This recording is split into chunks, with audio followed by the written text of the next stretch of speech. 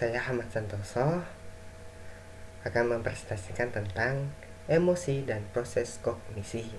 Dalam materi ini dibagi 5 bagian, yaitu bagian pertama tentang pengertian emosi, yang kedua proses timbulnya emosi, yang ketiga gangguan emosi, keempat hubungan emosi dan kognisi, yang kelima yaitu mengendalikan emosi. Oke, kita lanjut ke bagian yang pertama dalam materi ini, yaitu tentang pengertian emosi. Dari segi etimologi, emosi berasal dari akar kata bahasa Latin mover, yang berarti menggerakkan atau bergerak. Kemudian ditambahi dengan awalan untuk memberikan arti yang bergerak menjauh.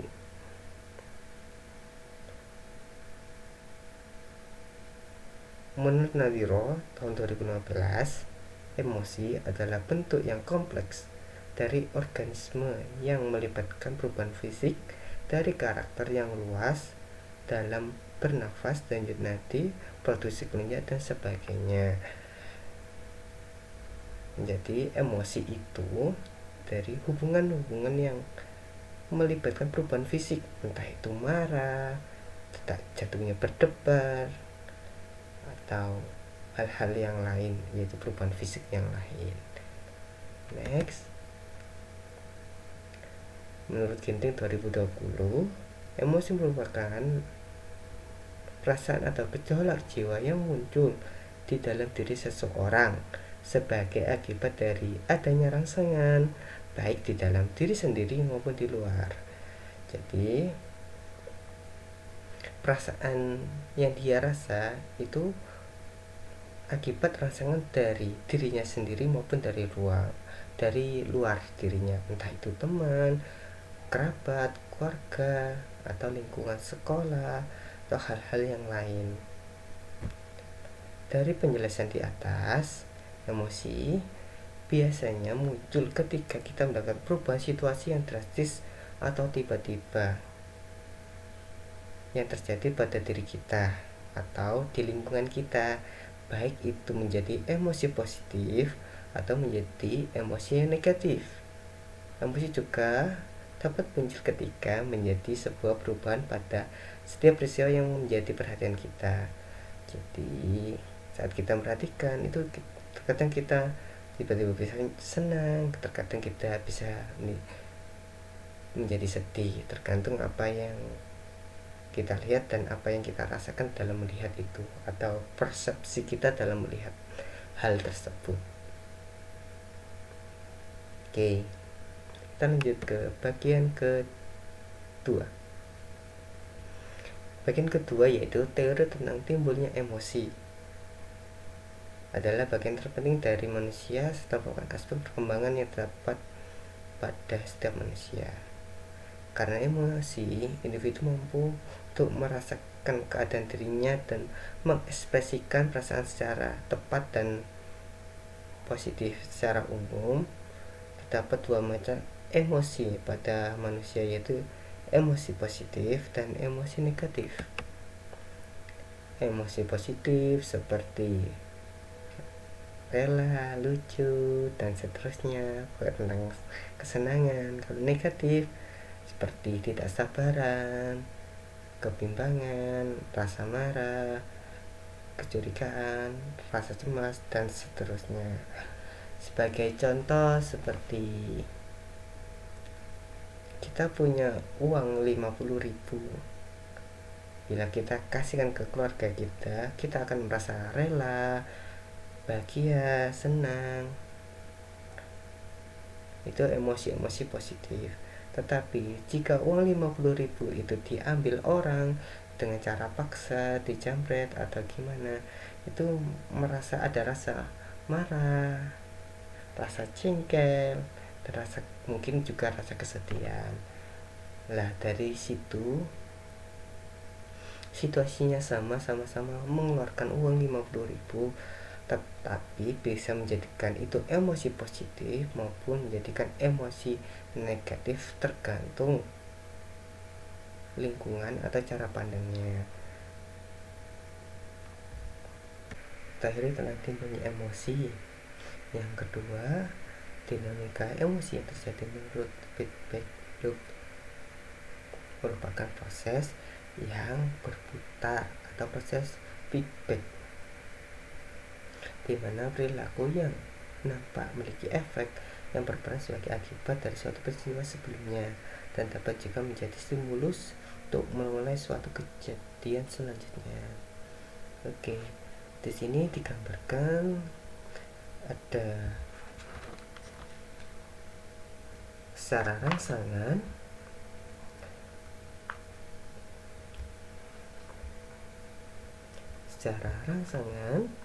secara kognisi yang diinformasikan, keadaan perasaan, gairah psikologis itu akan menjadikan untuk bertindak. Lah, di saat keadaan perasaan dan gairah psikologis ini kita tidak bisa mengatur, tapi untuk di sini untuk bertindak kita bisa mengatur di pikiran kita mau bertindak apa bila keadaan dan perasaan sedang marah, entah itu diam atau berkata dengan bijak atau ditinggalkan atau seperti apa. Di titik ini bisa, tapi kalau di titik ini keadaan emosi ya akan tetap emosi, cuma di titik ini kita bisa kendalikan. Nah kendalinya ini kita ke perilaku yang terbuka ke orang umum, dan efeknya nanti menjadi suatu efek. Kalau kita emosi terus kita bertindak dengan berantem atau berkata yang jelek, akan dianggap orang lain itu menjadi jelek di kita dan efeknya negatif di kita, seperti itu. Next, kita masuk ke bagian ketiga, yaitu gangguan emosi. Teori yang pertama, gangguan emosi merupakan keadaan emosi yang menyebabkan gangguan pada diri seseorang, baik karena emosi itu timbul terlalu kuat atau emosi yang tidak hadir. Itu termasuk juga gangguan emosi, karena pada hakikatnya tidak ada emosi yang positif dan negatif, tergantung persepsi yang terkait dan akibat yang dialaminya. Ini menurut Asrori 2019. Oke, yang teori kedua, gangguan emosional tersebut menunjukkan sifat-sifat kognitif yang berbeda, fenomena atau perhatian yang lebih mencolok pada gangguan kecemasan, sedangkan fenomena memori lebih mencolok pada gangguan depresi. Ingatannya itu lebih cenderung ke depresi. Lebih lanjut, menurut Allahan dan Kaufman, karakteristik anak dengan gangguan perilaku emosi sebagai berikut, yaitu yang pertama, immature. Anak dengan gangguan ini menunjukkan perilaku tidak matang atau sifatnya itu kanak-kanakan, entah itu cara bermainnya, cara berpikirnya, jarang berkumpul dengan teman sebayanya. Itu dari teori kedua, yaitu gangguan yang pertama. Gangguan yang kedua adalah count disorder. Adalah gangguan perilaku, merupakan permasalahan yang paling sering ditunjukkan oleh anak dengan gangguan emosi perilaku, yaitu perilaku tersebut seperti memukul, mengejek, berteriak, dan beberapa emosi sebagainya. Itu hal-hal yang lebih negatif. Oke, kita masuk ke bagian yang keempat, hubungan emosi dan proses kognisi. Kita akan lebih mengkerucut dan lebih spesifik untuk proses atau jenis proses kognisi tertentu untuk menjelaskan suatu jenis gangguan emosi. Yang pertama adalah A. Model kognitif gangguan panik. Tata laksana kognitifnya dengan mengubah atau mendisput pikiran-pikiran negatif terkait gangguan panik. Pikiran otomatis pada seseorang, gangguan panik sangat sering terjadi. Seorang itu merasa dirinya akan mengalami hal-hal buruk di luar dirinya, dan itu langsung keluar dari pikiran, terkadang tanpa punya yang jelas. Sebagai contoh, diberikan tugas. Saat kita diberikan tugas,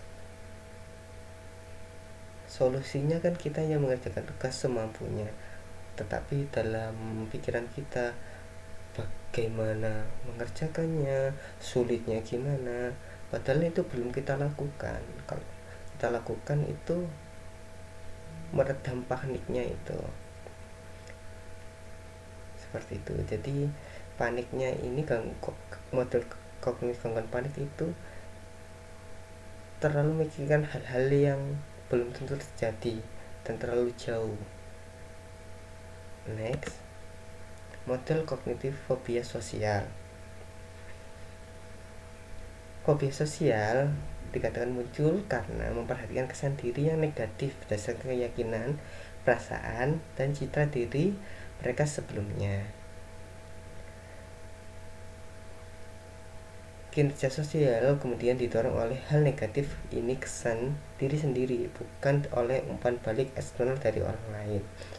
Jadi model kognitif fobia sosial itu penilaian sendiri. Belum tentu orang lain itu menilainya itu negatif, tapi dia cenderung menilai dirinya sendiri untuk atau berekspektasi orang lain tuh menilai dirinya negatif. Itu yang model kognitif fobia sosial. Model yang kecil, model kognitif gangguan stres pasca trauma. Oke. Representasi model Bruin 2001 menunjukkan bahwa ingatan ada dua sistem, yaitu sistem yang dilaporkan ke memori secara verbal dan yang lainnya tidak secara situasional atau memori dapat diakses dengan memori yang dapat diakses. Pengalaman traumatis sebagian besar disimpan oleh memori, dan karena tidak terkait dengan baik, memori dapat dilakukan oleh verbal, tetapi mudah diakses dengan isyarat sensori terkait trauma yang mengarah ke gangguan gambar atau flashback. Jadi gangguan stres pasca trauma itu dipicu dari dua hal, yaitu dari ingatannya atau memorinya atau secara verbal diingatkan. Contoh, kita trauma jatuh di suatu tempat A. Ada seseorang yang atau temannya bilang, itu kita ke sana, ke tempat tadi, dan seorang itu akan ingat traumanya kembali di situasi atau di tempat itu. Atau tiba-tiba dia ke tempat itu dan melihat tempat itu secara situasi, dia mengakses dengan mata. Lah, flashback atau gambaran trauma itu kembali ke ingatannya. Itu yang dimaksudkan dengan model kognitif gangguan stres pasca trauma. Selanjutnya yaitu model kognitif gangguan kecemasan umum. Kalau kecemasan umum itu lebih ke khawatir yang berlebihan. Karakteristik gangguan yang kecemasan yang terlalu khawatir yang berlebihan, itu yang dimaksud model kognitif gangguan kecemasan umum. Jadi hal-hal yang umum atau sederhana itu menjadi hal yang khawatir, yang dikhawatirkan terus ya, tetapi khawatir itu menjadi hal yang negatif. selanjutnya yaitu model E, model kognitif kerentanan terhadap depresi. Kalau depresi, peristiwa yang menimbulkan suasana hati yang sedih, dengan demikian dapat muncul merenung, ingatan negatif, atribusi negatif, semua yang berfungsi untuk memperkuat satu sama lain trauma pada mereka yang memiliki harga diri rendah. Jadi seorang yang rentan depresi itu lebih suka merenung, mengingat hal negatif, tidak melakukan hal-hal yang positif, dan itu menganggap dirinya sebagai memiliki harga diri yang rendah. Itu model kognitif kerentanan terhadap depresi. Kita masuk ke bagian yang kelima, yaitu bagaimana mengendalikan emosi. Yang pertama, hadapilah emosi. Yang membuat bahwa kita tidak takut menghadapi bahaya, sebenarnya mereka melihat dua rasa takut. Bukan saja mereka takut menghadapi bahaya, tetapi juga takut menemui bahaya. Sumber emosi ini dapat dihindarkan dengan menghadapi kenyataan yang ditakuti atau kenyataan yang menyebabkan timbulnya perasaan marah. Jadi kita latih atau hadapi itu.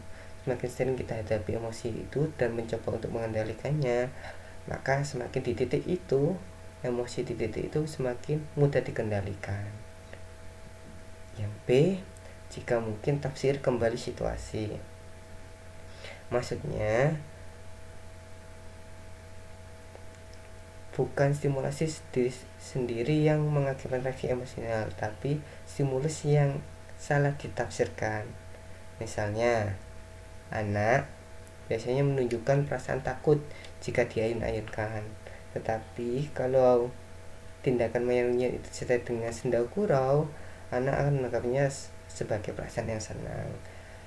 Jadi hadapi emosi itu dengan tafsir yang menyenangkan. Itu yang dimaksud jika mungkin tafsir kembali situasinya. Yang C, kembangkanlah rasa humor dan sikap realistis. Dalam hal seperti ini, humor dan sikap realistis dapat menolong. Tertawa bisa meringankan ketegangan emosi. Energi ekstra yang disediakan oleh perubahan internal harus disalurkan. Karena itu, untuk bisa kembali santai, orang perlu melakukan suatu kegiatan yang menyenangkan hatinya. Yang D, atasilah secara langsung problem sumber emosi.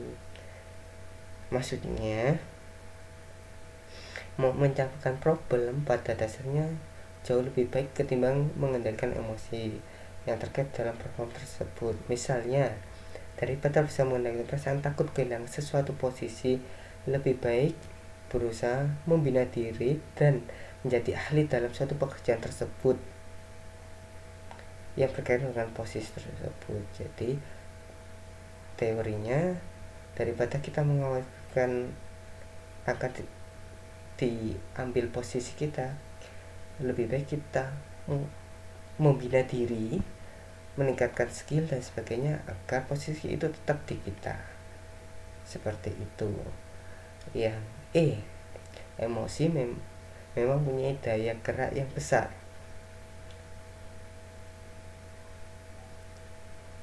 Kita dapat mengatur dan mengarahkan sebagian rupa sehingga emosi tersebut menggerakkan kita ke arah hidup yang lebih menyenangkan dan efisien.